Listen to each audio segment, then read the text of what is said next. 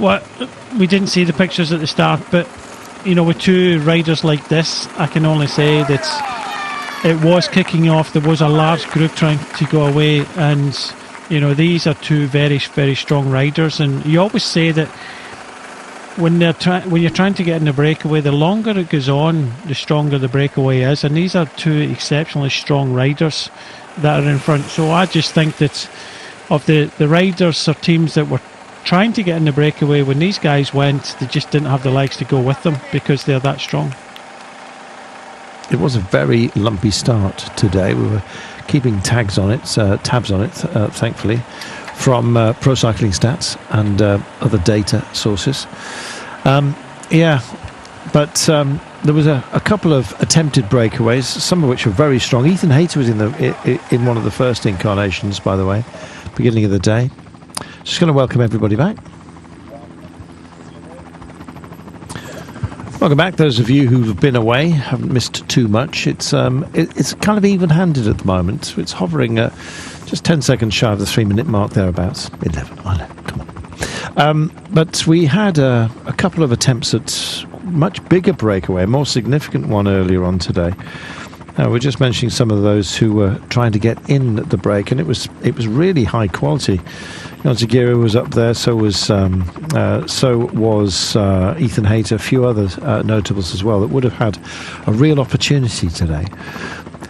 As it is, the deeper we go into this, the more likely it is that it's going to be for the GC contenders to have their fun yet again on a day that if you looked at the profile, as I did yesterday, thinking, well, maybe a breakaway, but we didn't factor in the steepness of the ramps that we're dealing with, and they are really quite nasty. Last climb that we've been over, what was it, only categorised for just over 4 kilometres.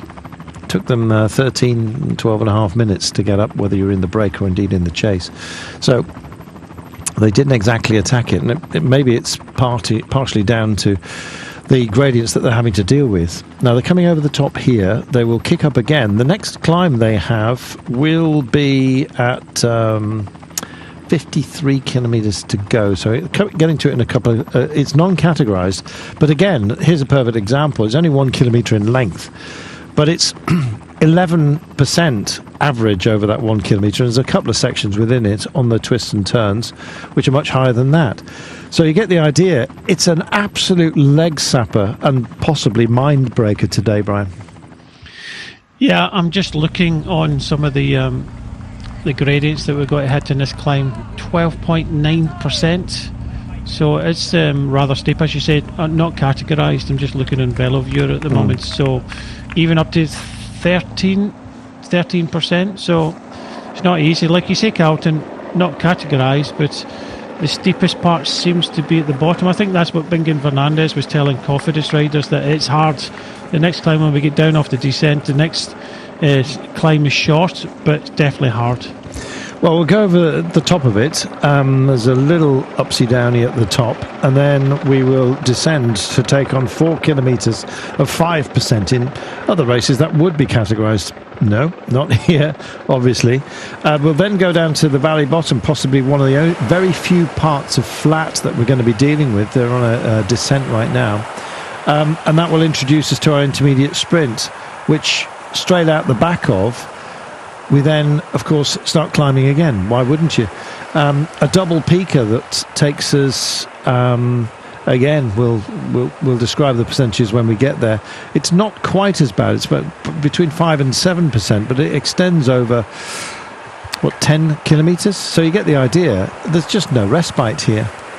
Barrenetxea still leading the climbers' categorisation. It was good of him to roll up, and also good of everyone else to kind of recognise that that's a competition that he's going for, and they didn't really want to break his heart. He might have it broken tomorrow, though, Brian, because we have, let me see, 3 Category 1s, a Category 2, and 4 Category 3s. So 3 Category 3s, I beg your pardon.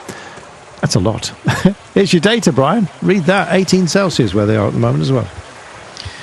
Yeah, I was just looking at that. I think for Barrenetxea, he's in the peloton at the moment. He's just scooping up the kind of last remaining King of the Mountains points. But I think his day could be done halfway through the stage tomorrow. So And it's only a short stage, so if he can pick up some points early, I think he should be good for that competition.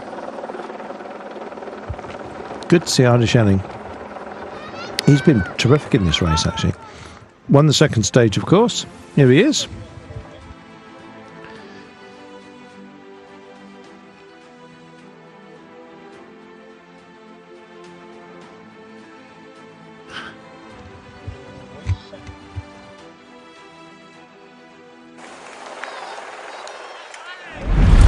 And here he is. Okay, congratulations again. And you think you have any chance in today's stage again for the sprint? For the sprint, I doubt it, as it's a super tough day with more than 3,000 altitude meters in a 160k. So I don't think it's going to be a sprint, but in my eyes, there's a good chance for a bigger breakaway. So maybe you'll see me in there. A lot of people is wondering why you are always riding without glasses. You have any explanation? For us, it's easy because everybody it's easy for you to know, no? Because for the public, but you have any reason? I feel a bit more free without glasses. I feel locked up behind lenses, so that's why. Maybe you put this on fashion for the future. Good luck today. Maybe. Thank you. Trouble is, you can't really sell no glasses, Brian. Yeah, most people do. I did throughout my career purely because I need to wear glasses, and I chose prescription glasses, but didn't need a prescription to notice the numbers there. Climbing at what 18.3, 18.4 kilometres an hour, pushing over 400 watts, getting close to 450. It was a magnificent effort. Oh, hello. Bien todo lo que viene de etapa, tenemos que ahorrar todo lo posible energía para afrontar la etapa de mañana con las máximas garantías posibles y a pasar el día. Venga, tío. A lot of possibilities. Well, there are today. Rolling over it. 18, nudging up to 19 Celsius on some of the peaks here. Down in the valleys, we're talking around 22 today, so spring has well and truly arrived, and looks like it's greened up even while we've been here. 2 minutes and 39. Holding a margin. You'd expect this. What can Jayco get out of this race, Brian? Simon Yates does... you never know with Simon Yates, because we could hit the high ground tomorrow and suddenly it's his day. I'm hoping that's the case. Well, he's there and thereabouts, isn't he? But they've also got Sobrero at 33 seconds. Simon Yates at 39 seconds. But yesterday, they had both of them in that group behind. Decided not to invest and put one of those riders into front. Maybe a Simon Yates to kind of help out with James Knox. But then again, were they capable of beating Mauro Schmidt? Seemingly not with the sprint for third place yesterday. But to win a race, you have to bring the breakaway back first and foremost. And they seem to be, over the last kind of couple of days, seem to be willing to help out the chase and put riders on the front to kind of help out. They have to be a little bit wary of Catania because he's very strong. He's up there in the general classification. Okay, just over a minute down, but still a bit of a danger in a day like today. But with Sobrero and also Simon Yates up there, they do have an opportunity of trying to win the stage today. And I think everybody doesn't want to wait till tomorrow, because by the way that Vingegaard is going, then that day tomorrow could be going to him if he keeps the same form as he had yesterday. He was super yesterday, so this is the last chance for a lot of these teams. Big problem for us as viewers, I guess, tomorrow is that if teams decide not to attack Vingegaard because they're just looking after their places because of the UCI point system, it might be quieter than we think, but we'll see. The big hope is that we have a massive punch-up tomorrow. Vingegaard does not have the best team around him, especially now it's hobbled with the engine room of it, Rowan Dennis out. Tilla Volta is working well. Stephen Kruijswijk, of course, Hofstede, Limreiser. But it's not the A-team in terms of support. So he could be destroyed tomorrow, not least. It would require, of course, all the teams to work very much together. But in so doing, they can end up breaking themselves, because He's such an amazing... He has such depths of fortitude and belief, and calmly so as well. Doesn't make a song or dance about anything, least of all victories, it seems. First thing he does is just get on the phone and call the family. Hello, yeah. When? How'd it go? Yeah, I won. Yeah, I won. How's it going to go tomorrow? I'll probably win. It's a bit like that. And when you've got somebody who's so accomplished, especially for someone like Mikkel Landa, it must be heartbreaking. It's a modest margin, a modest advantage between Landa and indeed Vingegaard overall. But you ask yourself the question constantly, or I do, whether it's bridgeable. It's only 12 seconds, for goodness sake, but what would it take, and who could possibly be there other than Landa himself in the end, by the time we get to the end of all the peaks and troughs that we're dealing with tomorrow? It's a big climbing day. Once again, reminder of... it's the same data, Brian. I thought we were having another look. Yeah, speed at the top in kilometres, and watts at the bottom, 456, 447. He's chucking out a lot. He's not a small man, Schelling, but he does this well, doesn't he? Oh, he's powerful. Suffering up and down these climbs with the tongue out, but I'm just looking at the general classification. Vingegaard will not allow Landa to go anywhere, and Landa is riding particularly well at the moment, but Vingegaard is just that little bit better, that little bit stronger yesterday, because we noted that Landa had that climb, I think, out of position, and he came across to Vingegaard. Okay, Vingegaard was doing most of the riding in the run-in towards the finish, and I think Landa kind of messed up the finish. But tomorrow he has to have a good day. But you always look at options, and unfortunately Uran's there for EF Education Easy Post, and we've noted that they have been pretty aggressive for the last few days, but they only have Uran up there in 12th position at 49 seconds. So in the overall, you're looking at options, and the only team really with options, and that's riders that are up there, seems to be Jaco Alula with Sobrero and Simon Yates, both in 4th and 9th. So they're the only team. I think if I was Vingegaard, I'd be looking at them, maybe a little bit worried going into tomorrow, because they have a couple of options, because Vingegaard only really has to kind of look at Landa and then hope that others start to kind of look at their positions in the overall. But having two riders in the top 10 gives them an option. So if Simon Yates goes on the attack, and then Vingegaard is forced into chase, and then Sobrero goes on the attack over the top and do the old 1-2, it could tire out Vingegaard. There's so many variables, but it's always good to have options in the general classification. Apart from that, everybody else seems to have kind of one rider that's up there. But then there's people just outside the top 10 when we go down, because you consider, Carlton, that Danny Martinez is sitting 24th, the best placed of the Ennis Grenadiers at 2 minutes and 4 seconds. I think that's just a little bit too much, but you never know on a big day, like a short day like tomorrow, if it's kicking off early, then it's going to be very difficult to control. And as you said, Vingegaard was pretty much on his own yesterday, and I think he will be tomorrow. But Vingegaard would have relied on Rowan Dennis. He's still got a Dilla Volta. That's a great card to play. McNulty has got... unfortunately, he does not have, I should say, Mark Soler. Grosshartner, of course, already been through the mill. Landa lost Peo Bilbao in this race as well. So it's kind of a battle of attrition. Education Easy Post, I think, backed the wrong horses. When you've got a thoroughbred like Rigoberto Urán, I think they're going to turn to looking after him too late, unfortunately. But hey, there you go. Danny Martinez got Luke Platt. Gaudu, he's got Romain Gregoire, but that wouldn't be somebody that sprang immediately to mind. Brandon McNulty, of course, lost Mark Soler. So they've all lost somebody. Landa lost Bilbao, McNulty lost Soler, Vingegaard lost Rowan Dennis. These are all important riders for a day like tomorrow. And so once you strip those out, Brian, you start looking as to who's going to offer it. Yeah, and talking about support, just saw a Jumbo Visma rider just off his bike there, as if he's been on the deck. So yeah, it's not going to be easy for Vingegaard, and I think he might take on the attack tactic. Well, you know, if you start attacking me, I'll do it myself, and he looks strong enough to be able to do that. It is still going to be interesting. Just look at the bottom of the screen, just a touch of the wheel, down he goes.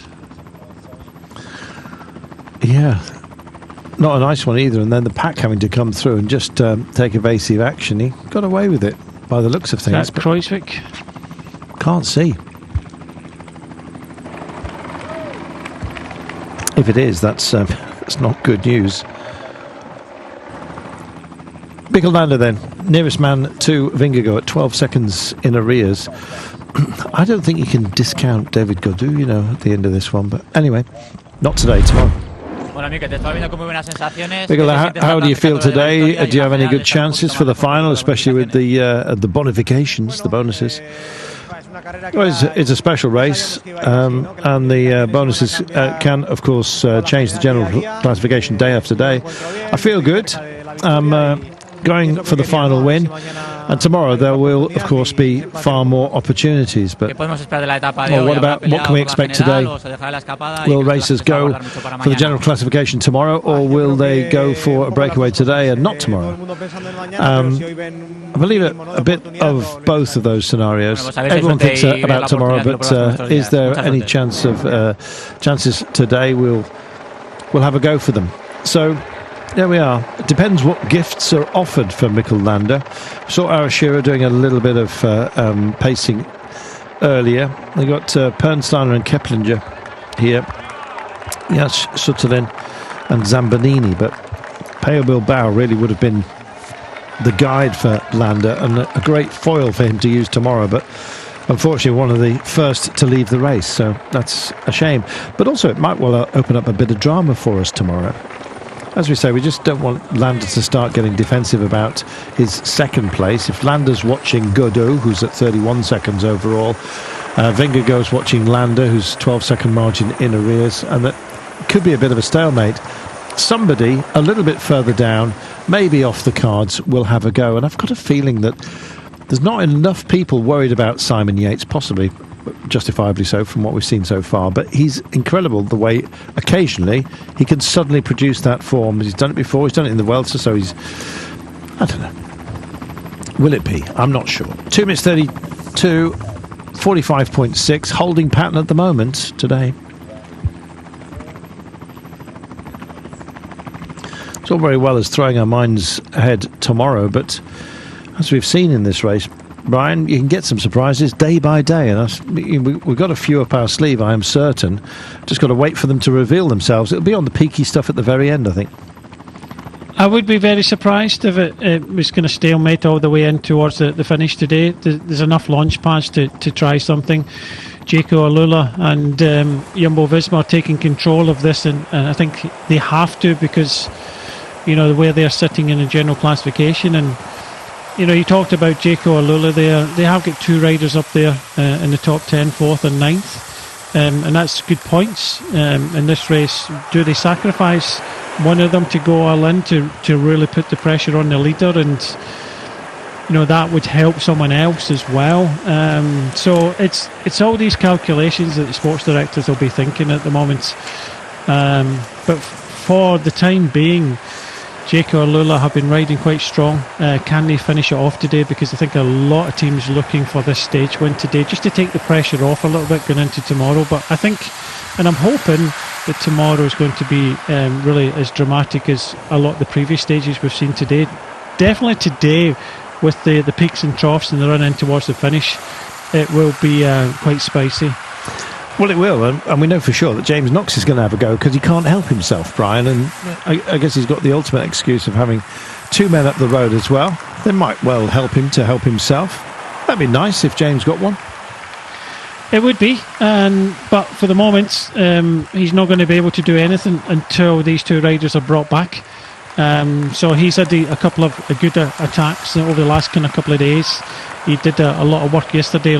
He's looking strong. I think he surprised himself a little bit the way that he has been feeling after the Tour Down Under coming back, the concussion protocols and things like that. So, but he is riding strong. Does suit him today, but for the moment, Soudal Quick-Step have chosen the two-up team time trial today with Cavagna and Catania. And for the moment, all the other riders will sit back, but they do have an opportunity with Mauro Schmid also, because he seems to get over some of these climbs.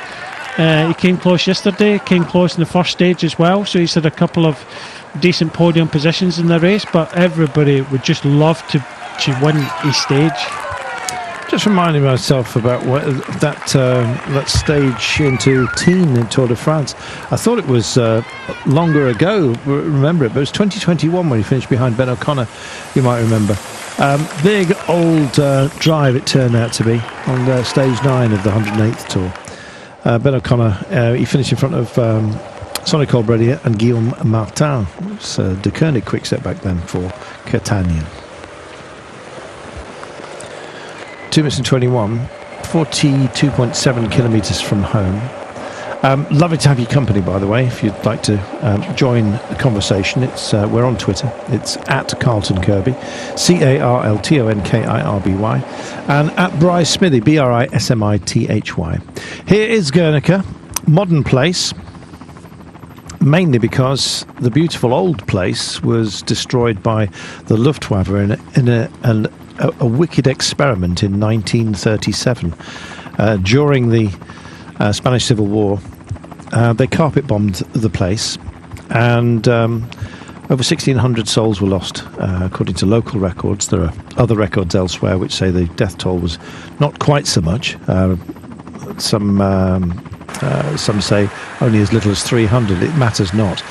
There were civilians in the marketplace.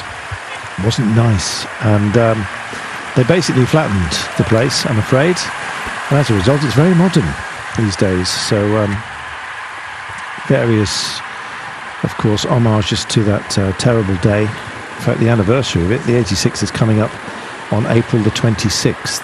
So it was a mild morning, a bit like today, market time, and 1,654 people. It was their last day on the planet.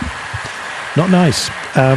Picasso painted a very famous picture of it, just called Guernica. Go and look it up. It's worth reminding yourself about how dark life can be. But for now, enjoy the brightness of this. It's absolutely glorious. I don't think glory is going to come the way of these guys, unfortunately, because they've been brave enough to take on the day, which is well, it's one of those that's hard to settle into. It's also hard to predict, quite frankly. I'd love them to go all the way, but I don't really see it. But, you know, Catania, he's a very, very good time trialist. Good all-rounder, actually. Remy Cavagna himself is an exceptionally good time trialist. Took a couple of stages in the Coppa Bartali, you may remember as well. So they are on form. Bartali this year, of course. So, yeah, let's hope that they produce something of a surprise. It'd be a bit of a shock to everybody else. 1:07 is the deficit for Catania, the Italian of the this Latin breakaway. Remy Cavagna, French, of course. But yeah, you never know. Stranger things have happened. Jayco now have some help, and it's coming from Jumbo-Visma, which has been sitting in a little bit. They've been hobbled themselves in this race, and in fact they've had a bump, maybe not a bruise today, but let's see. Vingegaard himself, though, looks so powerful and confident, even doing a job on his own. Not on this kind of day, I wouldn't have thought, but yeah, you know, yesterday he did the job. There's one bonus second up for grabs from the pack. We'll see how important that is for them to go for in a short while. 2 minutes and 21. Can't quite see their quarry out front. They've just the breakaway's just gone around the corner, but nonetheless we've got the flattest part of the day today, so they need to enjoy it while they can, just pace a little bit. And here's our leader. The wind's come very an appropriate time for him. Very, very welcome it has been, Brian.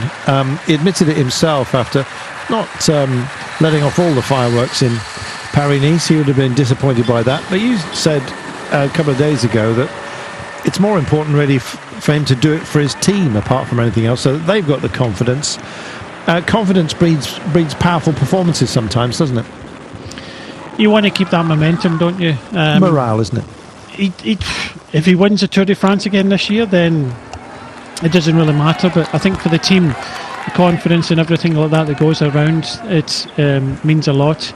Catania started the day at 107, now he's at 104, taking the 3-second bonus there.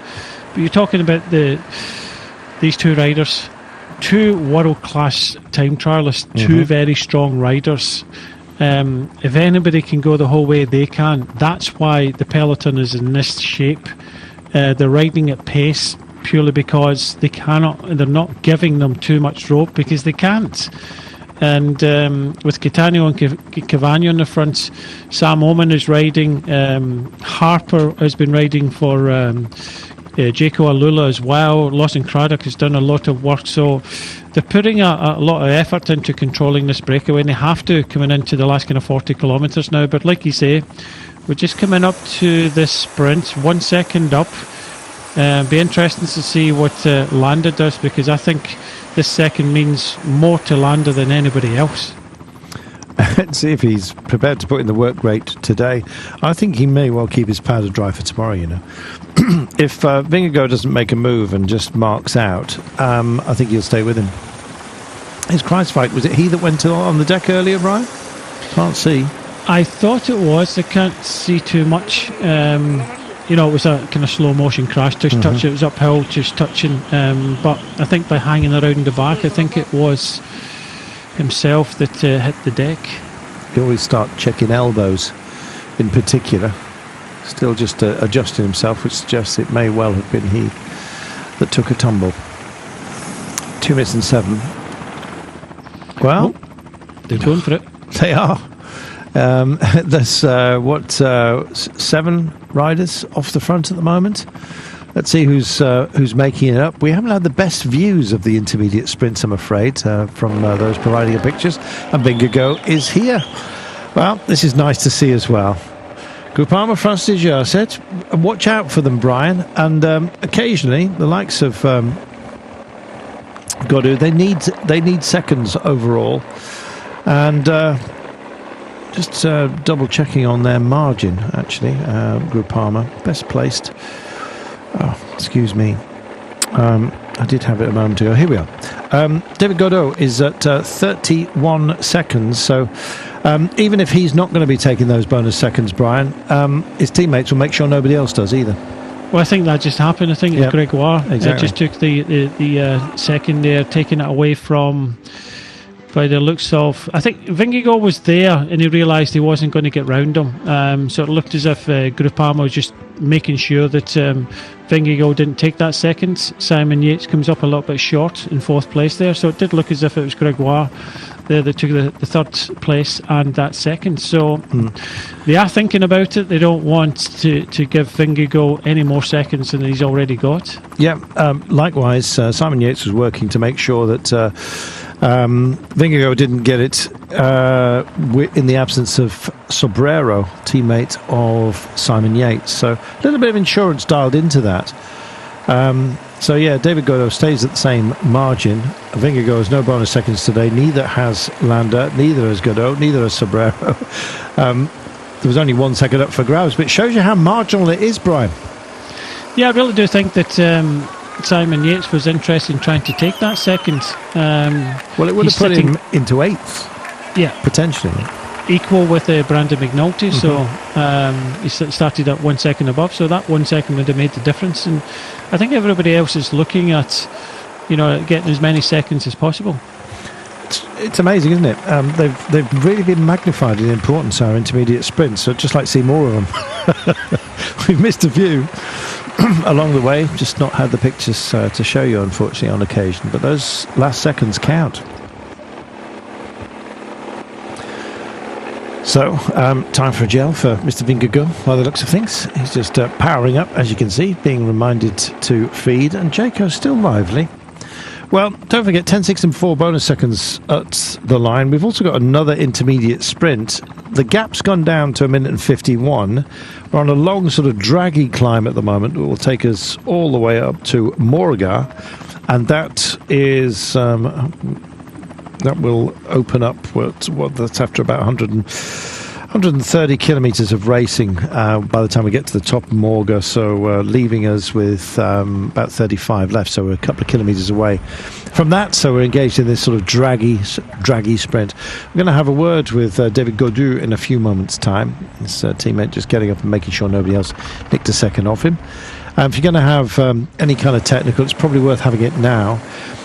It's very difficult, Brian, to retrieve a bad situation mechanically or any other poor situation for yourself when it all kicks off on the final peaks towards the end today. It's very difficult to get back in, is what I'm trying to say. Well, and you say it was having a mechanical now, but with Jaco Alula putting the pressure on Brandon McNulty having a puncture there, and you can see that Novak is starting to drift back. They're on this climb. McNulty will get back, but it's possibly not ideal. No, it could be worse later on, though, when it's when they really are in attack mode on those final 4 little walls that we're going to be dealing with, some more benign than others. Just looking at that there, Vingegaard was there, but there's no green jersey at all to be seen. He sent one of his teammates up there to maybe try, but I said in the run-in, Landa, he has to try and kind of look at every second he can get, but not getting involved there at all. Well, Gaudu given the bonus second here. Vous n'avez pas réussi à suivre dans la montée. Est-ce que c'était les jambes? Est-ce que c'était How are the legs? How's everything else today? Qu'est-ce qui s'est passé hier? Racontez-nous un peu. What's going to go on for you today? Well, it's a very hard climb. Yesterday was a very hard climb, and I knew it would be. And when Vingegaard attacked, I wanted to follow him, but the legs did not want to do so. Physically, they were a lot better than me. It's simple as that. No, I'm just going to have to be in a better shape in order to follow them in the last couple of days.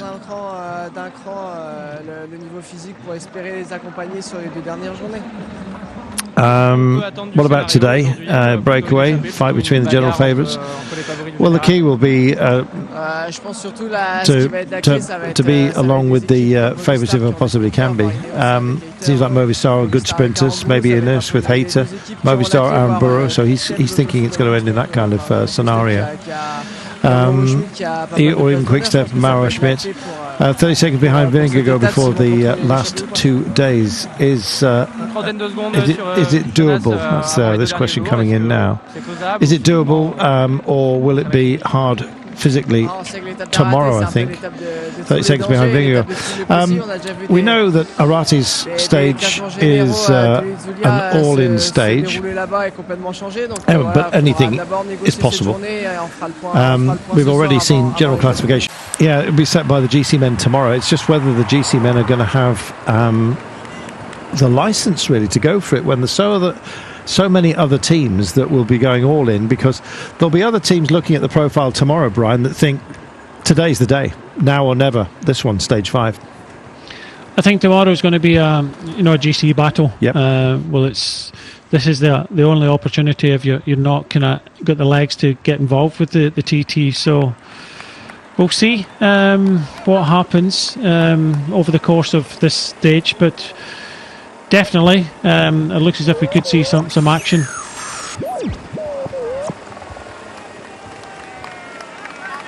Well, we're waiting for the onboard radio. Let's have a listen, see if they give it to us. And the answer's no. Sounded like a moment where Scotty was beaming us up. 90 seconds, that's all they've got, Brian. So the wind-in has begun, and the animation of that intermediate sprint. And again, this is another one of these climbs that would have been categorised in other races, and it must have a wearing effect on these guys. Time trialists, par excellence, or not. They can't park the pain all the time. No, I think Jaco Alula have got a plan. They've been riding on the front, so I think what they're trying to do is maybe make it hard in the final here. Maybe try and isolate like yesterday with the Vingegaard, and potentially have that opportunity with Sobrero and with Yates. Precaución al paso por Morga, kilómetro 129,9, resaltos. Attention pour le 129,9 à Morga ralentisseur. Be careful crossing Morga to capital 129.9 speed bumps. There we are, speed bumps coming up. It's on the descent once they get over this peak. They wouldn't be warning them on the climb, I guess. So we'll see how technical this is. It's a place that you have to give a great deal of respect to. Yesterday we saw some really goaty tracks, as Juan Antonio Flecha used to call them. And in fact, the trammels or the lines that were across the road were for mules to get purchase, we understand. So there you go. That's the sort of thing we were coming down yesterday. So they could get the grocery deliveries up there, because trucks were banned from some of those small streets. Good job as well, because they just couldn't get through them, quite frankly. Brandon McNulty is back in, but energy spent anywhere here is going to leave you with something missing later on, potentially, despite the fact he could well go on to win today. Let's hope indeed he has some success. Here's Baron Chair. This could be him putting some energy back in the bank for tomorrow. We've seen him do this, riding clever. There is out of the back door tomorrow a Category 3 test. He'd be lucky to get over the Category 1. But maybe, depending on how others wrestle the day, it might just be enough for him to hold on to that jersey. He's done a good job of putting points in the bank wherever possible. He has, and not for the first time. He's always tries to look at breakaways in a lot of the races, especially the Spanish races, and coming away with a jersey or two. Like you say, he's just kind of backing out this one, thinking about tomorrow, saving that little bit of energy. But there is definitely a bit of pace about it.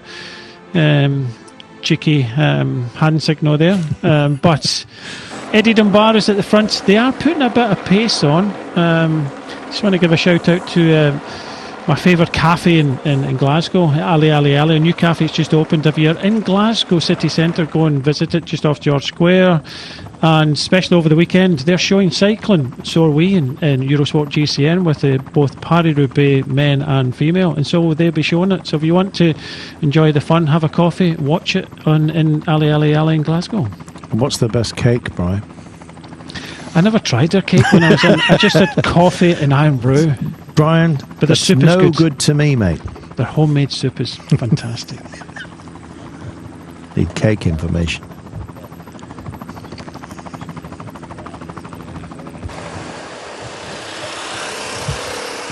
Just going through, just making sure I'm up to date on those who've withdrawn. Sadly, we've lost Gianni Moscon from this race. He's become ever increasingly anonymous. Must be a disappointment to us in Kazakhstan. What happened to him, Brian? I mean, park up all the social media nonsense that he got involved with in the past momentarily. Some of it unforgivable, but I get the idea. Powerful rider who seems to have just disappeared. I really, really do not know, when you consider what he did in Paris-Roubaix as well, until he crashed it late on when we thought he could be trying to win. He's such an incredible talent in some of the biggest races in the world. Yeah, like you say, it's just been anonymous. Yeah, he's kind of done a bit of a Carlos Betancourt. It's just each season we think, it'll be it. He'll be back. Just not happening. 32 kilometres to go. This man's impressed. I actually love the way he's very straight talking, is Ida Schelling. A lot of those who hail from the Netherlands are. You can ask them an opinion and be prepared. Don't ask the question if you don't like the answer, because you'll get it straight. The Dutch don't really hold back. It seems they love a good argument, which is fantastic. I forget how many million people are, but let's say it's 15 million people with 45 million opinions.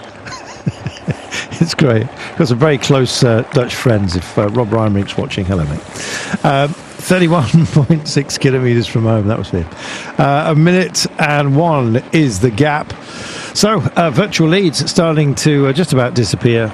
Has picked up some bonus seconds out on the road. Has Mattia Catania. Started a minute and 7 down, picked up 3 bonus seconds, so he's a minute and 4 down. He's about to just, his virtual lead, about to be extinguished. This is the respect, Brian, that's been given to the two up the road, the way that this race has been ridden today. It's been quick. It has, and I also think that Jaco Alula in the white and the blue are trying to put the pressure on the race. Simon Yates right up there towards the front. Eddie Dunbar, he's done his job, and I think that, you know, they're looking to have a bit of a move here. They've got Sobrero and Simon Yates right up there towards the front. They're using their manpower at the front. Joel Jensen now pushing.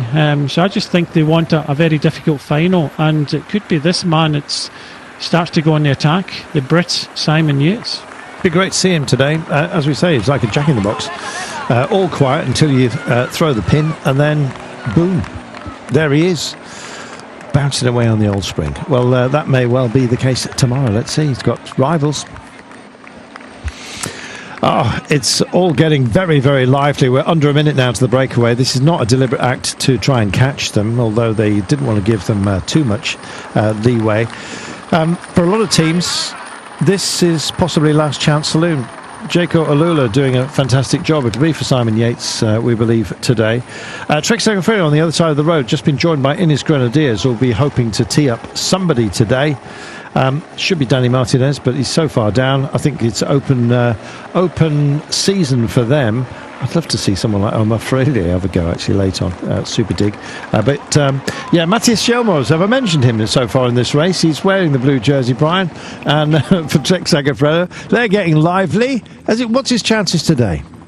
Every day he's got very good chance. It's just others are a little bit better than him, but you know, good to see that this pace is ramping up a little bit. As you say, in his Grenadiers there, a few teams interested in kind of maybe racing these final kind of 30 kilometres. This is not an easy pace at all, so a few teams getting involved. I don't think they're too worried now about the two in front, Cavani and Cadano at 45 seconds, but gaps starting to appear. It's starting to get a little bit lively. This could end up in a sprint, you know, and if it does, Matty Schelmos has got a chance. He's strong enough to get through it as well. Let's just see who's around him at the same time. That's the point, isn't it? Well, you've mentioned him twice today, so limiting you to 3 times a day, so you've got one left. All right, it'll be at the line. 39 seconds, these guys. Oh, check this out. This is a proper wrestle, Brian. Loving it. It is. It's up and down, and as expected. And Ineos Grenadiers really putting the pressure on, like other teams. Jaco Alula were interested there. They've kind of used up some of their manpower already. But yeah, I think today could be a very interesting day. Expect the unexpected, and this could be a day that we do that. Well, Ida Shelling described as struggling a little bit. He's got himself back in. I'm not sure whether he had a technical out there or not, but he certainly seemed to be up towards the front. How much wrestle has he engaged with? Coming down here, we have these. This is going to be very, very high paced. As you can see, we more or less bounce into the next climb, by the way, which is the Bella Rinaga. Maximum 12% within it. We then go into a little vale. We have 600 metres of nearly 15%. This is unkind. It's great entertainment, though. 39 seconds, the gap only now. 38. 28.6 kilometres to get us home. And they must, all the effort that they've put into it, they must know now, Brian, that their cards are marked. Yeah, they are, unfortunately, but they still have good options. We talked about it earlier on today with James Knox starting to ride well. They've got Mauro Smith if it comes to a sprint at the end. So it's not as if they've used up, the 2 very strong cards. They've still got a couple of good cards in the tank. But this is a fast descent. What goes up has to come down, and be soon on to the next climb. That comes the top of it with 25 to go, but this is a particularly hard one. It's only 2 kilometres, 6.7 on average, 12%, but down the other side we're soon on the final bonus sprint of the day at round about 19 kilometres to go. Well, we get over this climb, and then we've got a steeper gradient that awaits us, but it's a very short 600 metres that comes off the back of it. And I think the traffic calming that they've been warning them about is possibly at the very base of this, but it'll also be over the peak. Now, when they do start climbing the Bala Orinaga, we're going to be hitting 11, 12, 13, possibly sometimes just a little bit more than that percentage within the run, but it's only short. It's 2 kilometres in length. They go over the top. We have that very, very technical, twisty introduction to a non-categorised climb. They've got to do that. So this is the categorised climb you're looking at the moment, but maximum 12%, it says. You get over the top of that. Very, very steep descent.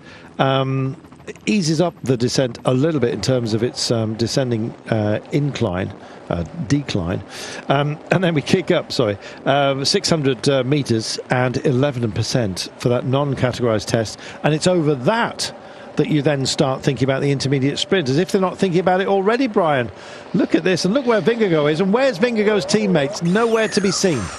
Yeah, it could be a springboard, like you say. We've seen it in the past. Landa tried to do it. So Goicoechea climb coming up imminently.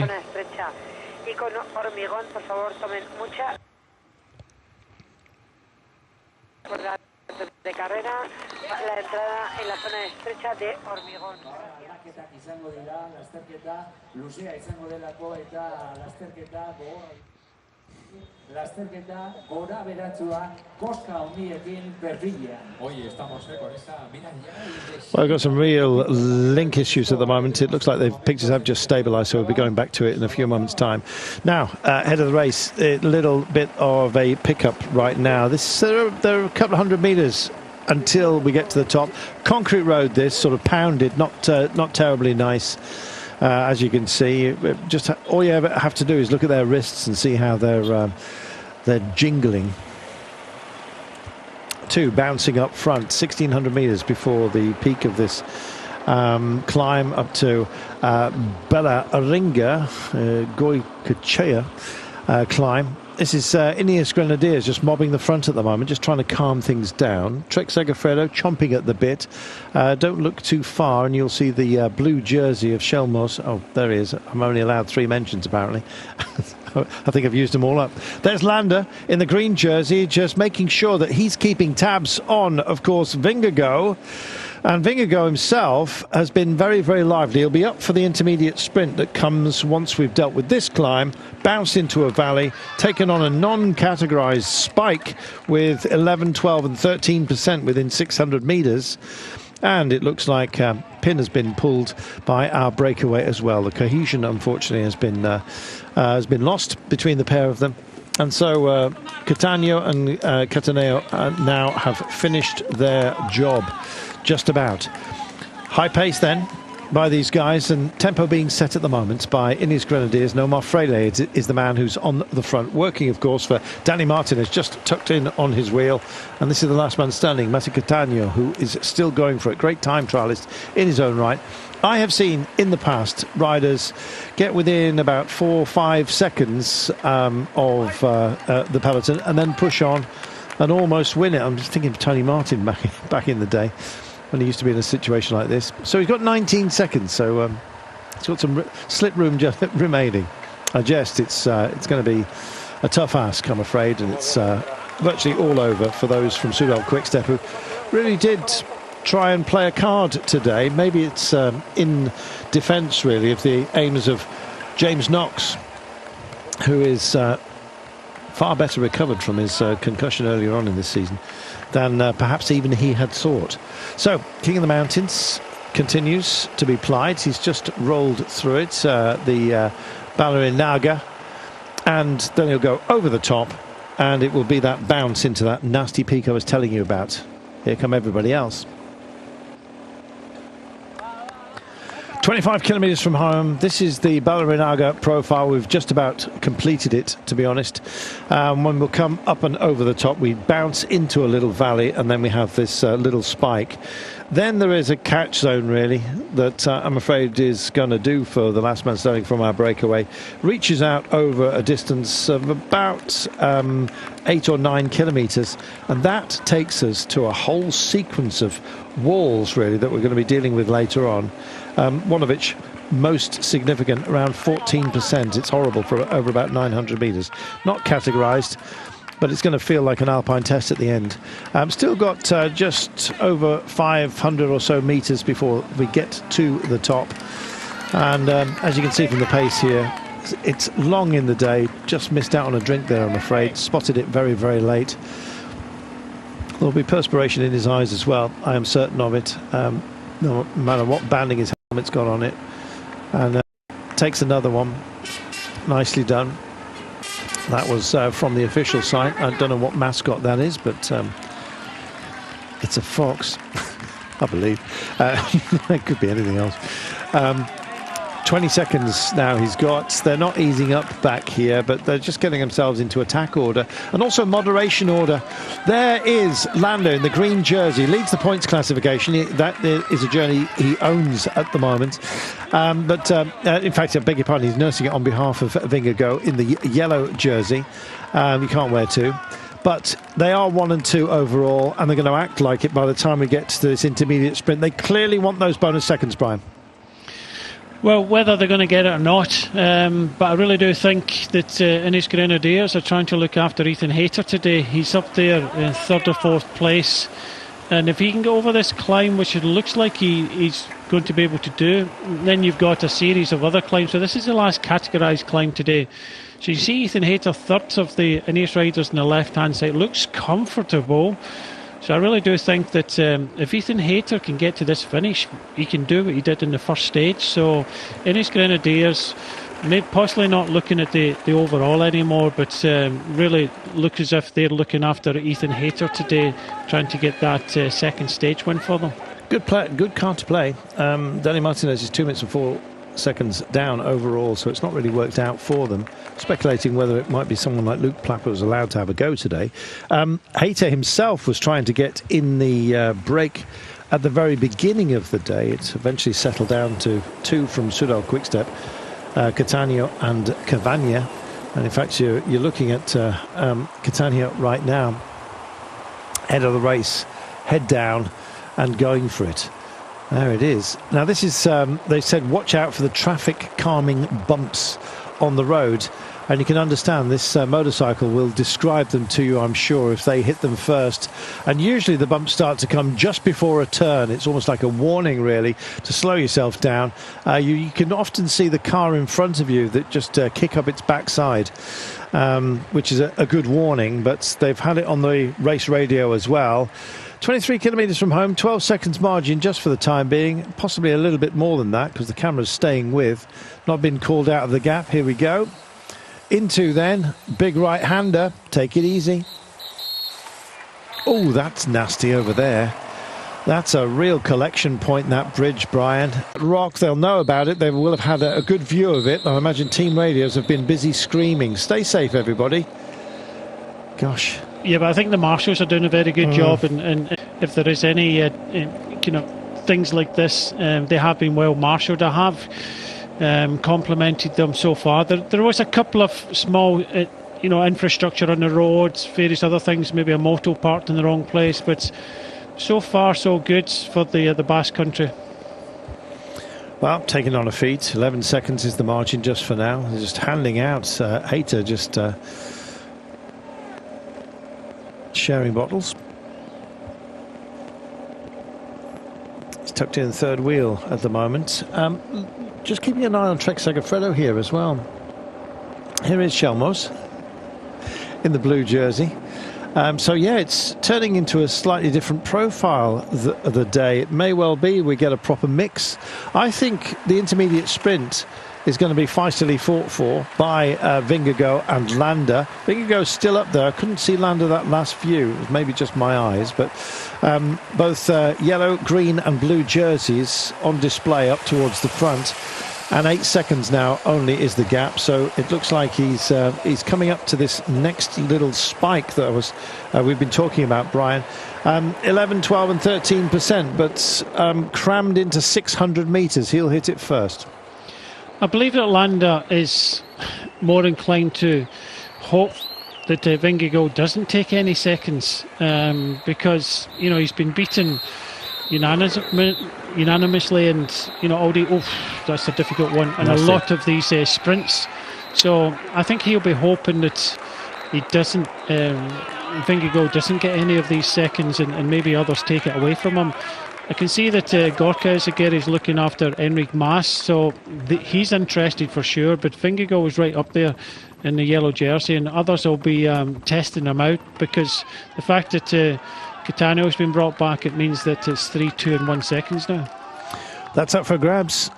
So yet more temptation. Good work being put in here by Attila Valter, the Hungarian champion, on behalf of Vingegaard. And here comes Mas, and it is Gorka that's doing a job for him, Izagirre.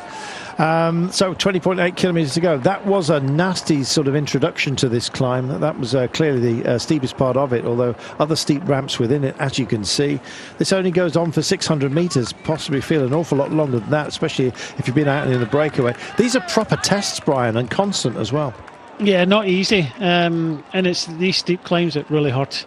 It's the constant up, down, and when you're going fast, big ring into the small ring and going up, these steep climbs, that's the ones that really kind of hurt you. Yeah, just look at this. This is the steepest part of it, quite clearly. Coming up on the rain gutter as well, some help potentially for Landa, who's on the other side of the road from his Bahrain teammates, who are possibly offering something up here. The crowd just encroaching on the inside of the curve. Should know a little bit better than that, but thankfully just getting themselves clear. Landa in the green, Vingegaard in the yellow, drawing the eye because of this intermediate sprint that's going to be coming off the end of the descent that we're just about to engage with. What a grind this has turned out to be. Fabulous little peak, and this really a preview of what is still to come in this race. Those of you just joining us, rejoining us after a break, this has been a really hellish little spike, this 600 metres in length, and with ramps of around 15%. This is almost a preview of the 3 or 4 climbs that we've got at the very end of today. So just make sure you put that in your mind. They're going to come off this, head down the other side, and there is an intermediate sprint. Now that the breakaway has been killed off, what that means is that it's going to be feistily fought for by the looks of things, and a slight, modest lead-out train here for Jonas Vingegaard with Attila Valter, who's got a bit of pace about him. He's just sitting in third wheel is Valter. Just behind him is Vingegaard, and keeping tabs in the green jersey, almost on his back wheel, in fact directly on that now, is the green jersey of Mikkel Landa. So our intermediate sprint comes after a sort of a reasonably high-paced descent here. The sprint is at the foot of it, so they've got no option, I should say, Brian, other than to attack this descent. Yeah, they have to. We're just looking at Ethan Hayter. He had some wiggle room there. He started at the front with his teammates. He's kind of dropped back a little bit. He still has, of course, Castroviejo and Omar Fraile at the front here, just kind of controlling things, but he's kind of dropped into the pack. It is a day that potentially he could be winning, but the fact that they've got so many steep climbs to come and he's drifted back into this peloton, it's going to be a tough finish, but for the moment it's all together, just coming into this bonus sprint. Yep, just on the blower, just asking the whereabouts of Ethan Hayter, just dropped off the front. So get yourself ready. This is going to be an important one. We're about a couple of hundred metres maximum from, according to the road book anyway, from where we are, where our intermediate sprint is. Notoriously ill-defined within this race, unfortunately. So occasionally we miss them, which is a shame because they're so significant. They were placed very wisely towards the end of each day, and it's drawn out quite a bit of combat because in the absence of a time trial, which has defined this race, often starting it, occasionally finishing it of late in the more modern incarnations. This has been worth going for. Shelmos himself is coming up. This is going to be a lively one. 18 and a half, we should already have been through the sprint, but we're clearly not there just yet. Whistle's going. I hope we haven't rolled through it already from that long helicopter shot. I imagine it's still ahead of us, Brian, but the camera is not describing it for us, unfortunately. No, it's not there. Shelmos, second player that's in the blue jersey, thinking about these bonus seconds. Everybody's thinking about the bonus seconds, and it's just coming up at the top of our picture in this town, the last sprint of the day. Well, there you are. I mean, 19 kilometres was probably too far away from the sandwich shop for the guy who drew the line. So they'll come through past this roundabout. That's a bit unkind to place that just ahead of the intermediate sprint. The final of the last of our bonus sprints coming up. Shelmo's being guided in nicely here, and it's for Vingegaard to try and jump if he possibly can. And here he comes down the outside, and in fact looks like he's, get that bike out of the way over the level crossing. I think he was possibly just guarding that. Shelmo's comes through on the nose, and this is about damage limitation as well. Godo wants a little bit of the action too. This is fantastic to see them so busy at a moment such as this. Groupama and indeed Shelmo's, I think it gets 2 seconds. 1 second for Vingegaard. My goodness, that was busy, Brian. No sign of Landa. I think it was Gregoire again, and taking seconds away from everybody else, or trying to, but Skelmo's getting a second, and Vingegaard 1. 2 seconds for Shelmos. Let's have a look.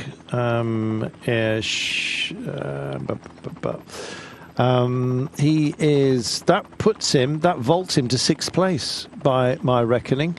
Yeah, he'll be in 6th place, and 1 second down on Jon Izagirre in 5th.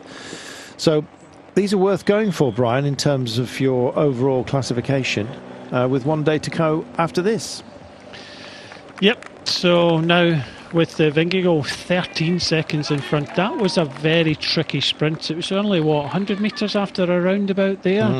Pretty dangerous in my book. But me too. And the preceding roundabouts as well. So a little bit too dangerous, and you really had to take that one on from the front. But luckily everybody got through that. And Groupama, I think with Gregoire taking the 3 seconds from Skelmo's 2 seconds, and Vingegaard getting the 1. So he now leads this race on the road by 13 seconds from Landa now. I thought that was babyface Godin that took that, but we'll wait for official confirmation. Mind you, sometimes the official confirmation is wrong, as we found. But anyways, 16 Ks to go. This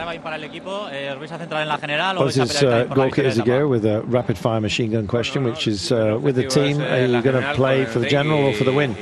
First objective is general classification with Enric Mas, 6 overall, of course.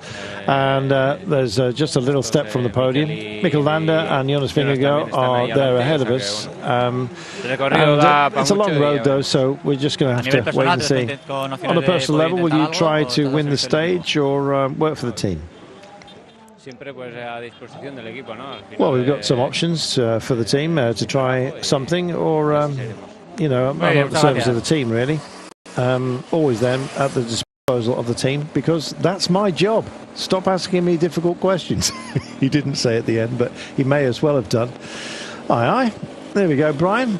Time for Omar to at least show everyone his back wheel. I think it's just taking on a bit of sustenance. How much more does he want? And is he going to have a dig today? I'd love to see him have his freedom. Whenever he's been, he's an entertainer apart from anything else, Brian, isn't he? He definitely is, and but I think with the work he's doing at the moment, he's working for another member of the team, and I do think it's Ethan Hayter that they're working against. Still a large group, now into 15 kilometres to go. Quite a few kind of steep gradients, but they're only short and steep, and unless anybody really kind of attacks it, then I think we could be seeing another sprint finish here. Bora getting their nose in the wind. This is good news for Schelling. Has Schelling made it over here, or is this for Higuita today? I think Schelling's in wheel 3 here. Yeah, Schelling was in trouble, but I think he's made it in here. But I think that Bora are looking after. We'll wait and see, but definitely they've got 3 riders towards the front. If one of those is Schelling, it's a wee bit kind of blood for me. But Ineos riding with them. I'd be surprised if Schelling was here, because the numbers that he was producing, 4:56 in some of the climbs, I think he was really suffering today. Well, meanwhile, back here, there's your man who was in the breakaway, one of the 2 from Soudal Quickstep. There's Matteo Catania. Remy Cavagna was up there as well. He's kind of giving as much respect to the camera as Mikkel Landa does. It doesn't look that dissimilar from him. 14 kilometres from home then. Gregoire, Brian was correct. Shelmos and Vingegaard, there you go. Always trust the oracle. Well, I got misguided by official timing, which said it was Godot, and I thought, really? No, Pro Cycling Stats got it wrong. Did they? Oh, well, that's a rarity. Yeah, so Gregoire is indeed the man. Always trust your Bry. If you've got one, use him. We've got one. 13.5 kilometres from home. There is UAE Team Emirates also starting to muster. This is great news for them. Grosshartner's here, you know. Yes, but both are looking after it looks like Bokman. We're just going on to a pinch point soon, and that's why everybody's racing towards the front. Shelmo's coming up into position. Manny Bookman is there. He's in wheel 2 after that two-rider train for the men in the green and black. Here come Movistar. They want to play the game. Could Aaron Burrow do something today, Brian? Well, he's been quiet, hasn't he? But they will look after him. He's come close many times, so this is his pinch point coming to the next climb, and that's why Castroviejo is pushed towards the front and did a big effort there. It's all about making these efforts, get in position, and see what you can get out of the day. What can you get out of the race, Egan Bernal? Well, just more kilometres in the legs. I hope that one day we see him back to his best, Brian. Yeah, so do I. I don't like him seeing him back there and struggling like that when you consider what he was doing only a matter of a few years ago. But yeah, this is a time where I think Ineos Grenadiers are just happy to look after Ethan Hayter. I don't think they'll be going on the attack. It's whether others will try and do that. But Stephen Kruijswijk at the front on the left-hand side of the yellow jerseys looking after Jonas Vingegaard, and they do have numbers towards the front. This is why they were all battling, because it gets... this gnarly stuff just keeps on coming. We're about 12 kilometres out. In fact, at the base of this, it's about 10%, something like that. Not quite the steepness that we've seen just prior, but nonetheless it's going to be significant because of the pace that they're taking it at. So still driving into it. It could end up being a rather selective sprint by the end of today. It's not separated just yet, though. We've still got a large body of riders that have a chance. Like Shetland ponies knocking around. Yeah, I can't ride these. I have to wear one as a donkeys. I think they are. Yes, I thought they were Shetlands, but they're not. They're slightly bigger. There you go. We always refer to Sean Kelly on moments such as that. He used to breed them, but anyway, there you go. 11.7 kilometres from home. That's another story. Further back in the back here. Interesting. Cofidis just starting to show their cards here. Jonathan Lastrup, he's there, but Jonas Aguirre is a man who can roll over those the kind of inclines that we've got. Who will they be working for, Brian? I think just a case of making sure and looking after Jonas Aguirre more than anything. I did just catch a glimpse of Baggioli as well. Don't forget him for Soudal. They've had an aggressive day today with two riders in the breakaway. So you've got Ethan Hayter, Baggioli. I'm pretty sure that Mauro Schmidt is there as well. Aramburu. So there's a few good sprinters in here, but you think that the way that Ineos Grenadiers are riding here, making sure that Ethan Hayter in third place is kept comfortable at the front, and with just over 10 kilometres to go, looking likely that this will be a reduced bunch finish. Let's see.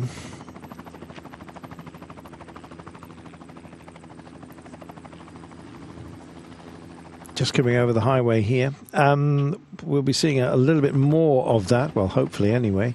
Sorry for our breakdown in pictures that we seem to be getting as a constant. Do you think Schmidt will work for? Do you think Baggioli will work for Schmidt or help himself? They've got two cards there. Yeah, definitely they have got an option, but in this race, Mauro Schmidt seems to be sprinting better than Baggioli. Maybe last year I would have gone Baggioli over Schmidt, but you have to decide in the team car, before the stage actually starts, because you don't want two pretty decent sprinters in this sort of terrain, battling with each other. You have to have a kind of hierarchy and get it right from the start. But looking at this finish, Carlton, it's not easy. No, it's not. And in fact, it's worth sort of guiding you through it, to be honest. We have another couple of peaks to take before we even get to the finale here. From about twisting and turning, we've just taken a right-hander which will just guide us. They'll do a right-left underneath the highway bridge here, and then they start to pick themselves up, and we'll be heading for another climb before you know it. We've of course got these, we're on these sort of lesser roads locally, but still with a decent surface. Those little bumps, those bosses at the side of the road, not nice if you get anywhere near them, so I'm glad it's thinned down. Here we go. This is Cofidis showing their hand a little bit earlier than perhaps we'd have thought. They're going for it. Block and move from Castroviejo there, just to make sure that they get prime place at the bottom of this very steep climb here. And here it is, he slam into it, and this is what we're telling you, that suddenly you hit on the turn there about 10, 12 and 14% we're dealing with right now, but they're trying to sprint up it. This is tough. This is why Vingegaard may well come up towards the 4. Where's Lander? He's locked in, can't quite get through. Perfect. Mas goes off. Vingegaard locks onto him at the moment. He's guiding up Vingegaard. Attila Valter, maybe you want to use him a little bit later on. Maybe that's just a wheel guard. Godot's also in the frame here, looking further back through this group, and Landa has been dispatched, at least for the moment. I'm not quite sure they'll be telling Vingegaard that over the radio. Just out of position, Jonas Aguirre just bouncing, rocking side to side, and others just coming through here to have a dig. This is fantastic, Brian. Yep, started to kick off Mas now, and it is very, very steep, but very short as well. Whether they're going to continue on, and Gall decides to go AG2R, but Jonas Aguirre there, McNulty, most of the GC contenders are here. I don't think they'll get too much of a gap. Landa is there in the green jersey, just behind Godot, but over the top, it'll be interesting to see if anybody pushes on. It's less likely that all the GC riders are here, that they will help each other. Landa is here. Vingegaard just having a look over his shoulder. Jonas Aguirre just dips his head. That's almost a poker tell with him that he's about to go. Let's wait and see. Valter comes through, just onto his back wheel goes Vingegaard, as if this is a hiatus in hostilities. It's not the last of our climbs either, Brian, but you see how destructive they can be, and we've got another one before we get to the line. Yep, interesting. And Attila Valter just comes to the front, eases things back, and now we see Sobrero coming up there for Jaco Alula. He was caught out. Skelmos was caught out as well, but he's coming back. Mauro Smith just at the back of the group as well, but slowly but surely it's all coming back together. But an interesting move from Enric Mas from Movistar. Hopefully he tries again, but you see Vingegaard straight on him. Yeah, very much so. Also, as Brian was saying, Brandon McNulty is there. Rigoberto Urán is also in the frame here. 8.3 kilometres from home. They're still wrestling with it. Guglielmi, I think, from Arkea Samsic just trying to get up. Could be Christian Rodriguez, actually, more likely. Let's wait and see. 8.3 kilometres from home. Another testy climb, and Chavez it is that goes up. Animator so often of days such as this, and Esteban kicks on. Coming through is Vingegaard, sort of has a look at him, has another look at him as well, and he's wanting to know where Valter is. Where's my guide, he says, and here he is. There is just watching Urán as well. He's on the shoulder of Landa at the moment, and Urán was clearly going to be helped out there by Esteban Chavez. That's their battle plan for today. Now here is that. It's not the final descent, this, by any means. We've got a couple of kickers. In fact, I think we've still got a very, very spicy climb still to come in terms of gradients. Let's have a look. 7.8 kilometres from home. Then let's have a look. We got a moment. Valter. Almost misguiding Vingegaard, who keeps it sensible, has a look back as if to say, you're supposed to be my guide dog here. What happened there? Well, being hounded by others. Jonas Aguirre comes up and falls over the top. Now, is this going to be just pacing as far as Vingegaard is concerned? He'll have some of that. Mas has a look over his shoulder, wants to know who's there, and it is Chavez who's absolutely right there. There's a few others as well to conjure with here, not least the green jersey, of course. Gal is also in the frame. Jonas Aguirre has a look, and here comes Valter, as if to say, sorry, mate. Didn't mean to misguide you. Vingegaard's letting nothing go. Chavez straight onto. Before that, Enric Mas, Jonas Aguirre. He's just shutting everything down. Valter, Attila Valter comes to the front of Hungarian champion. Very much a reduced group here of about 20-25 riders, and this is the moment that if you've got teammates behind that you want to shut this one down, but this is a decent enough gap now to the second group in the road now. I think so. I think it's stickable. We do have Landa versus Vingegaard, of course, for bonus seconds. Not quite sure whether they'll be in the frame by the end of the day, but Vingegaard's shown a willingness to close everything down. It's going to come down to who's got the best sprint out of this group, I think, Brian. Well, we'll see. It's one rider. We might see a bit of a regrouping behind. It's not flat out. And I think the likes of Ineos trying to drag Ethan Hayter back to this front group and keep him in contention, because he missed out that time. They hit that last climb right at the front, but because of the attacks there, they've lost a bit of time, and we could see a regrouping. Just looking at the bottom of the picture now to see what the time gap is. A lot of looking behind. James Knox must be interested as well. He's up here. Mauro Smith at the back there.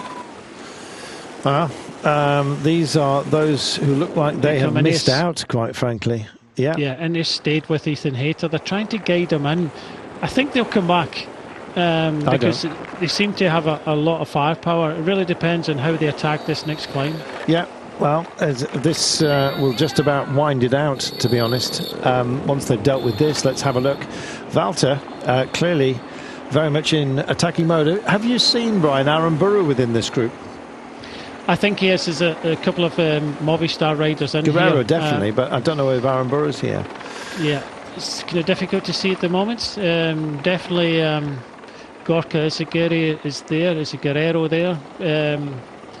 Not too sure. Is that James Knox coming up the outside here? Yep. Driving it in. This will be a great foil. Now then, will Schmidt get on his back wheel? He does so. And here we go. This is fantastic. They're riding now because they don't want Hayter to come back now. So they've got Baggioli sitting second place, but they've got Mauro Smith as well. So the reason why James has come up is because they don't want Ineos to come back with Ethan Hayter. Baggioli it is that's there. Sorry for misguiding, you can't see Schmidt. So Baggioli and James Knox powering on. Banner McNulty in the frame. It is Lacknesund who has made it up here. Simon Yates is also where he wants to be. There's Iran now just piloting for the time being. Was that Schmidt further back? Yeah, it was. So roll the dice whenever you can, Brian. This is fantastic. The chase, I think, has got too big a task with 4.7 kilometres to go. The firepower up the road, I think they're done for. Yeah, now 15 seconds. I thought they had a chance to come back. There was enough firepower able to ride. Danny Martinez was trying to ride back, but I think the nail in the coffin for this group now with Ethan Hayter in it is get Ethan Hayter to come back. So this is the reason why Soudal Quickstep have decided to start riding at the front here, because they have got a couple of options, but I think it's Mauro Smith, who's just moving up on the left-hand side, is their best option. Well, he's a good one for them, of course. Jonas Aguirre will have to go on an early attack if he's going to make it. Vingegaard. Landa just haranguing somebody. The hand went up. Shelmos is here in the blue jersey as well. He's on the back wheel for the time being of Vingegaard. That is Godot that's up towards the front. Is Roman Gregoire up here as well, Brian, for Groupama? That's the question today. I've only seen one Groupama rider, and that's Godot. This is Baggioli at the front, but just looking behind, they're getting so close to the back of this group now. They've taken all the cars out. You can just see them there. This is only a matter of about 10 seconds. Yeah, but they now have a downhill run and then a kind of a technical breach to deliver by the time they get to the bottom of it. Now we're hugging the highway at the moment. We're going to come up on, basically loop back upon ourselves in a few moments' time. You'll see we'll come down the other side of the road. It's a nasty old drag that we're dealing with. This is Danny Martinez, who's struggling more than perhaps he should, Brian. Yeah, Aramburu is there as well. So Aramburu 1, 2, 3, Martinez. But Martinez has done a lot of work. They're just there in front. Ethan Hayter has just moved up in this front group. It's going to be touch and go whether they're going to make it or not. A couple of riders trying to go across on their own, but they've been brought back. It's now or never, but I think possibly never because of Baggioli pushing hard on the front and making sure that Ethan Hayter and Aramburu don't come back. This is a great carpet ride, I think, for Matthias Chelmos. Of this group, he's got a very powerful finish. He's clever about it as well. Let's see. 3.5 kilometres to go, so we're just about to make a turn here. Left, it's onto a sort of a half roundabout, and they'll almost immediately, I believe, go right. Let's wait and see. Last little pickup that we've got to deal with, as the road does indeed bend right. Well, we've got 3.3 kilometres to go. So this is that little hairpin at the top that will bring them back. Remember I said they kind of double back on themselves for the highway. 3.2. They need more of a drive if they're going to stop those behind. And it's a hell of a burden for Soudal Quickstep, who've done most of the work today, and they pick it back up. They're happy to do so, Brian. Here we go. Yeah, the difference of 2 days. Yesterday, they had no help whatsoever chasing Vingegaard and Landa. Now they're 2 riders in the breakaway all day, really wanted to try and win this stage. And they're in the driving seat. They've got Baggioli and James Knox in this group. They've got Mauro Schmidt in here, so 3 riders. Mauro Schmidt, I would say, would be one of the fastest in this group. So looking good for Soudal Quickstep. And in fact, you can just see behind, they're starting to send a couple of the team cars up. So a lot of the commissars thinking that, you know, this group is not going to come back. Enric Mas is here. He'd like to deliver, but it's likely to be Ruben Guerrero, I'd have thought. Baggioli or Mauro Schmidt, not quite sure. They're both here. Vingegaard himself may well start to think about having a sniff, but to be honest, with so many quick men who've actually found themselves in this part, Jonas Aguirre would be my bet if it wasn't being pounded at the moment by Soudal Quickstep, who are doing a fantastic job, having firepower. 21 seconds. They've given up the ghost behind, Brian. 1,600 metres to go. Here we come. Yeah, it's not coming back at all now. It got very, very close, but not coming back. Courtesy of Soudal Quickstep. They acted very, very quickly there. They realised the gap was there. Attila Valter was the rider for Jumbo-Visma that was riding on the front, but James Knox straight to the front, put the pressure on. Baggioli as well, now trying to lead out to Mauro Schmidt. Who can compete with Mauro Schmidt? That's the question. Well, I've got a feeling it might well be Chelmos. Let's wait. Let's wait and see. Mauro Schmidt in a great place with essentially a lead out for Movistar, Enric Mas and Guerrero. And it's Mas that's leading Guerrero at the moment, so he's going to have his chance today. There's Jonas Aguirre, and straight by him goes Valter. Vingegaard can't find him. Cannot find him. I don't know if he's going to get on the radio. Schmidt is straight on the wheel. You see when Valter went there, Mauro Schmidt is straight on the wheel. Iran is also just behind him, but there's a tricky dog leg coming up with only a few hundred metres to go. Sobrero is just speared by. This is a great guide that's going on at the moment with Enric Mas. 450 metres. They have a double phase, 2 roundabouts, but it's essentially a hairpin. You'll see that. So they go into this corner. I haven't seen the Flamme Rouge just yet. Yep. There we are. We're inside the last few hundred metres here, yes, Carlton, and Mauro Schmidt's been pushed back. 450 to go. Now then, who's got it to pick up at a moment such as this? And here comes Vingegaard. Who else is in the frame here? Oh my goodness! It's a drive for the line. Rigoberto Urán thinking about it, picking up through the centre. Can't offer it up for Schmidt just for the time being. Higuita's got his head down. He's going for the barriers, but who's going to stop him? Nobody is the answer. Oh my life! Well, on a tough day, sometimes you've got to have a tough demeanour to come through and steal it at the very last. And this is going to be a country mile until we get back to everybody else, Brian. It is. It was a well won there from Higuita.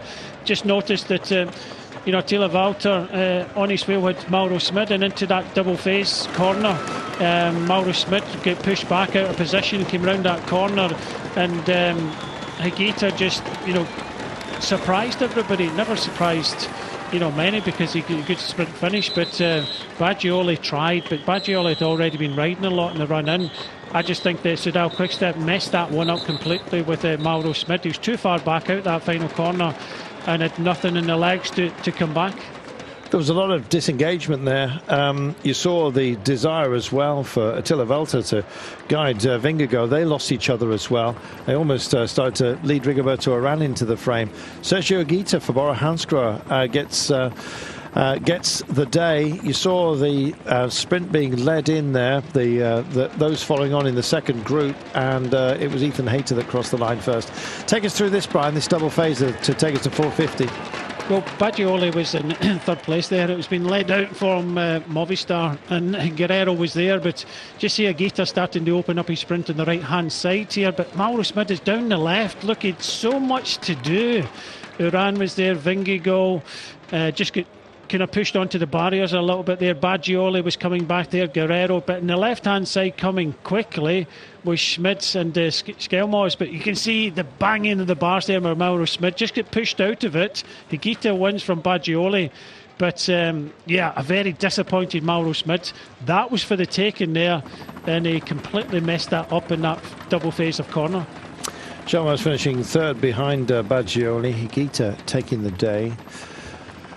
Oh, gosh, catch your breath. That was punishing at the end there, Brian. So many different hazards to deal with. They did a good job of threading the needle, to be honest.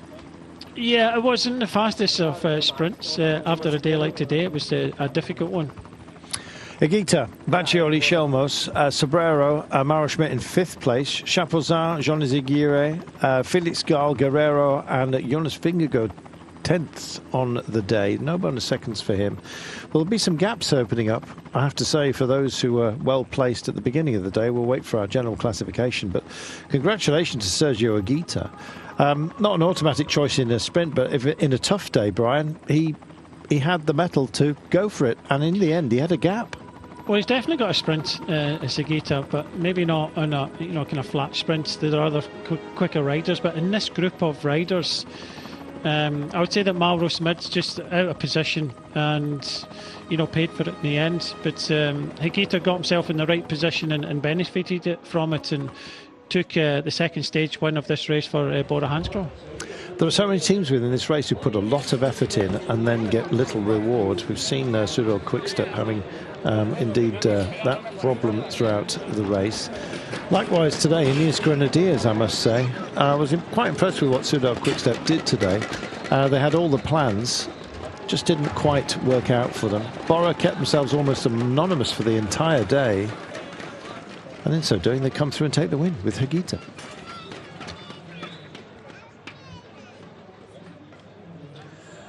Time to ban the air sausage. They're a hazard if they're dropped by the fans, and they're easily dropped because they hang them out and busy clap away. Yes. Meanwhile, back to this. Perfect timing. And I guess with the technical double phase, those two roundabouts, which are effectively a hairpin, they love a late turn in this race, don't they, Brian? Yeah, they do. But everybody knew that was there. I wouldn't think it was a dangerous double phase of corner. Higuita was on his own there. He had to choose the right wheels. He did very well in that situation. He packs a little bit of a punch. He's probably better at kind of uphill finishes, but Baggioli can finish well, we know that. But Baggioli had already been riding a lot, and he was